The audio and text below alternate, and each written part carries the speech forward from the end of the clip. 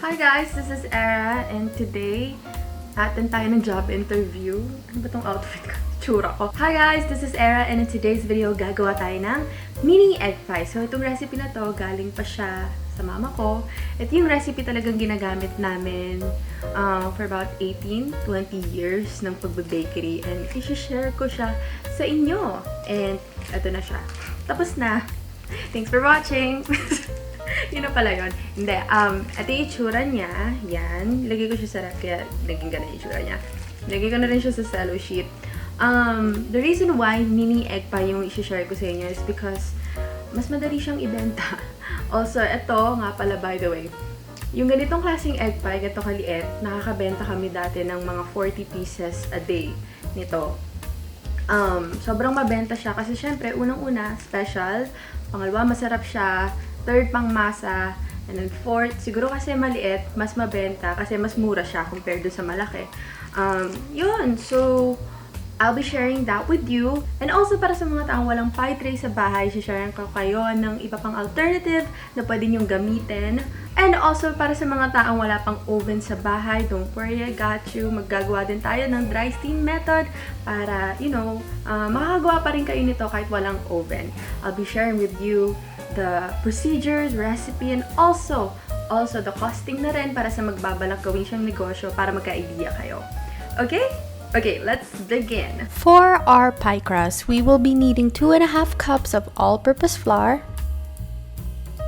Add in 2 tablespoons of sugar and then 1/2 teaspoon of salt. Mix it all together. Then add 3/4 cup of shortening or lard, dapat cold. Pwede din naman margarine or butter.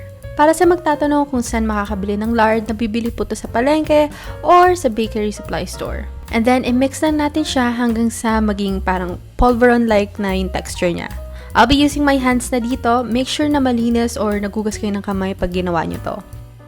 Pag okay na, add in 1/2 cup of cold water. And then, i-mix lang natin and i-knead lang natin ng very, very light lang.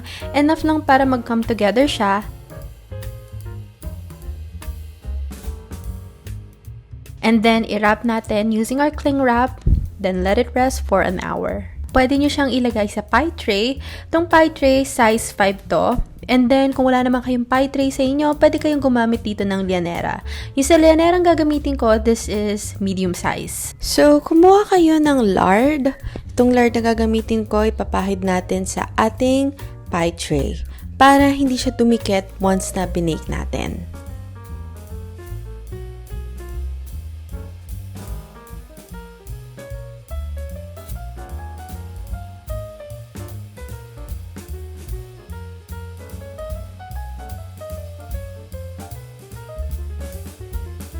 After 1 hour, kunin na natin yung ating dough.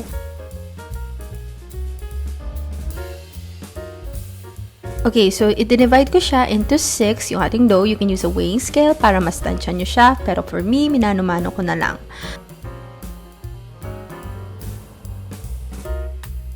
When rolling out the chilled pie dough, make sure na you use a gentle force with your rolling pin. Start dapat kayo sa center and then work your way out in all direction.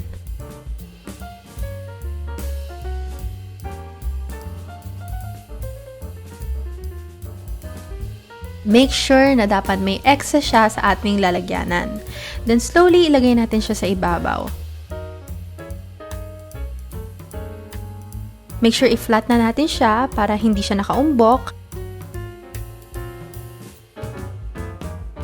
And then trim the edges. And then pantayin lang natin siya. Okay, next, para sa ating decoration, you can do this with your finger. Hindi ko alam kung anong tawag dito. Basta nilalagyan ko lang siya ng shape gamit tong ganitong technique. Yan, ganito. Check nyo na lang.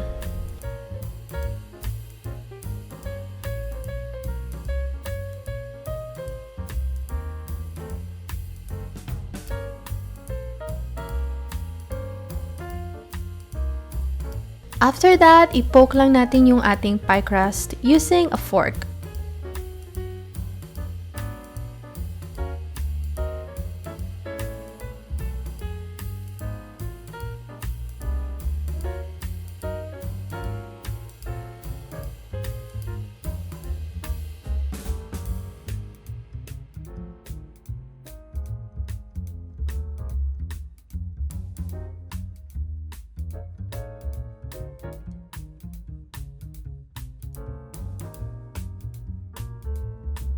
In total, 6 yung nagawa natin dito. Pwede pa naman kayong gumawa ng isa since may excess pa, pero hindi na ako nakagawa. After that, just set it aside. Next is we're gonna be doing our filling. Sa isang casserole, add in 1 can of evap milk. And then 1 cup of water, tapos painitin lang natin siya. Huwag niyong hahayaang kumulo. Kasi later baka pag sobrang init, masunog yung ilalagay nating powdered milk. Pag okay ka na at mainit na yung milk, add in 2 cups of skim powdered milk. I'll be using Milkboy. Yun yung brand name niya. And then just stir it hanggang sa ma-dissolve yung ating powdered milk. Once na na-dissolve na, set it aside and just palamigin lang natin kasi may gagawin pa tayong iba. Next, in a separate bowl, add in 3 whole eggs na large plus isang egg yolk, then beat it. After that, add 1 cup of white sugar gradually habang binibit siya. Continuous lang dapat yung pag-beat dito para matunaw yung white sugar. And then 1 teaspoon of vanilla extract. Pag okay ka na, get your bowl, add in the milk mixture gradually, and then i-mix lang natin siya ulit. Then, mag-beat naman tayo ng isang egg white. You can use a beater or pwede na naman kayong gumamit ng manual dito. I-beat lang natin siya hanggang sa mag-soft peak. And then last, yung egg white na winip natin. I-mix lang natin siya and then i-strain lang para walang sumamang buo-buo.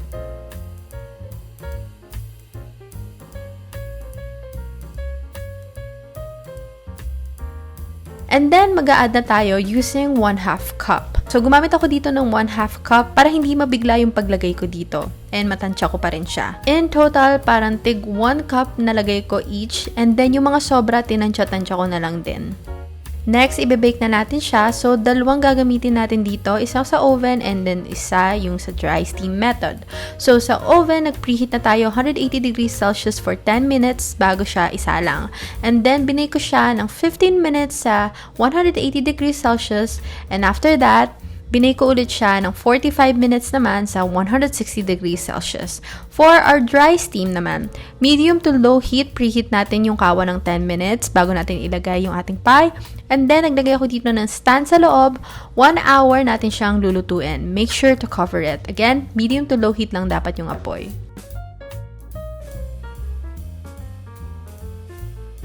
And here's our egg pie, ready to be served.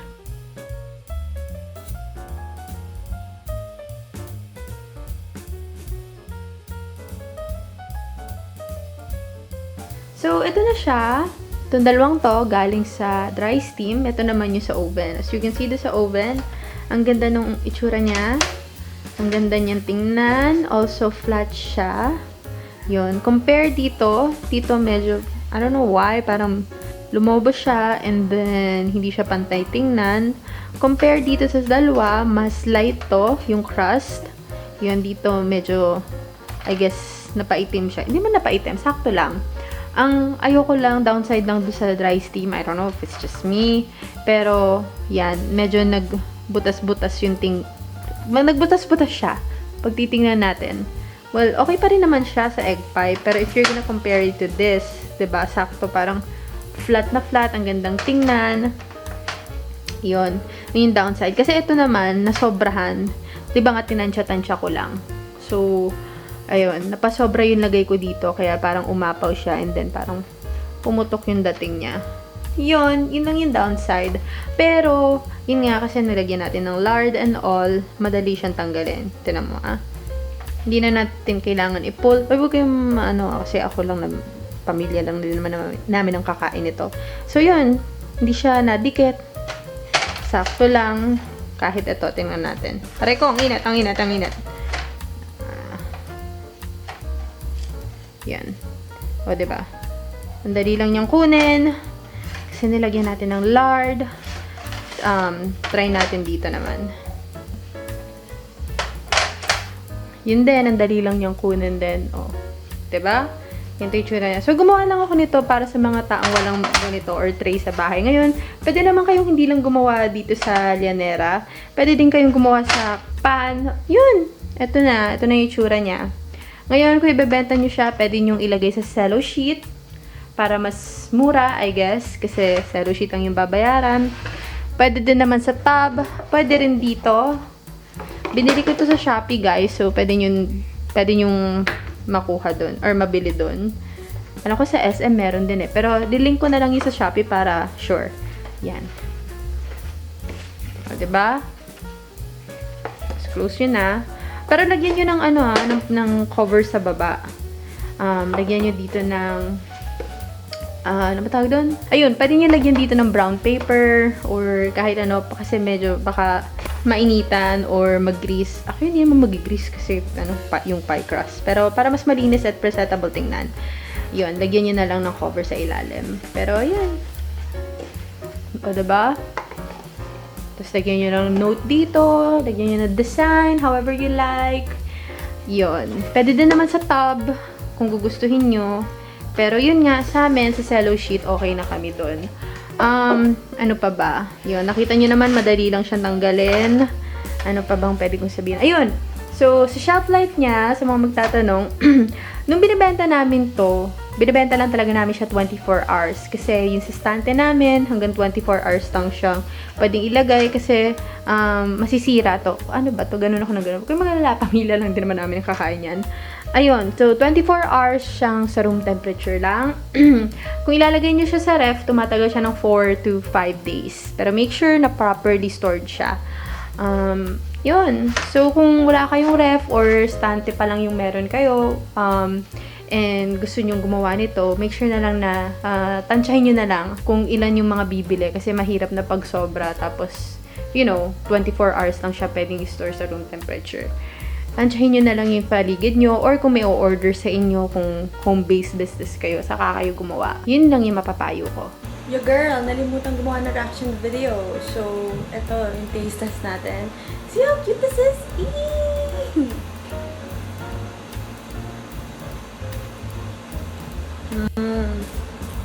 Sarap.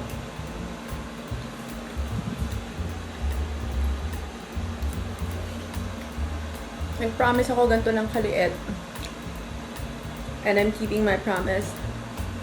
So, nandito na tayo sa costing part ng video. Paalala lang, yung costing ko nabe-base po to sa time, date, and location ng mga pinagbilhan ko. Maaring maiba to sa'yo, but this is just gonna be an example para may idea kayo. Okay? In total, 6 na mini egg pie yung nagawa natin. Total ingredients natin doon ay 138.54 pesos. So, just imagine, hindi pa aabot ng 150 pesos to. Meron na kayong pang merienda sa buong pamilya or pang trial kung babalakin nyo ang gawin tong negosyo. Ngayon, syempre, pag ibibenta naman natin, parang kulang naman kung 6 na piraso lang, sayang sa gas at saka sa labor cost, dagdagan na natin siya. So, sabihin na natin magbebenta tayo ng 24 pieces. Yung 24 pieces, madali lang naman mabenta yan since, again, special yung egg pie at the same time, maliit lang to, so hindi ganong kamahalan. Yun, so mas madaling ibenta siya sa tao. Anyway, kung 24 pieces yung gagawin natin, times 4 lang natin yung ingredients, magiging 554.16 pesos yung puhunan natin. So, not bad na if, babalakin nyo lang or magsa-start kayo. Other expenses naman natin, 60 pesos. So, magiging total puhunan natin ay 614.16 pesos sa 24 na egg pie. So, sulit na. Magiging puhunan nyo, each egg pie ay 25.59 pesos. Ito, pwede nyo siyang ibenta ng 60 pesos. Magiging kita nyo doon ay 1,440 pesos kung mabibenta nyo yung lahat ng egg pie. And then, yung magiging tubo nyo doon ay 825.84 pesos. So, mas malaki pa rin talaga yung tubo kaysa dun sa pinangpuhunan nyo. So, sulit na. Ngayon, kung magdire-diretso to, kung magkaroon kayo ng mga reseller or dumami yung mga customer nyo and makabenta kayo ng 24 na egg pie a day, magtuloy-tuloy to sa loob ng isang buwan, meron kayong 24,775 pesos.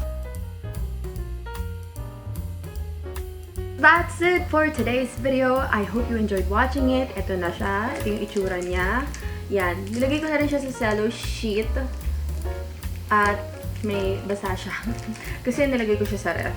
Anyway, ito yung itsura doon sa pie tray. Ito naman doon sa yanera.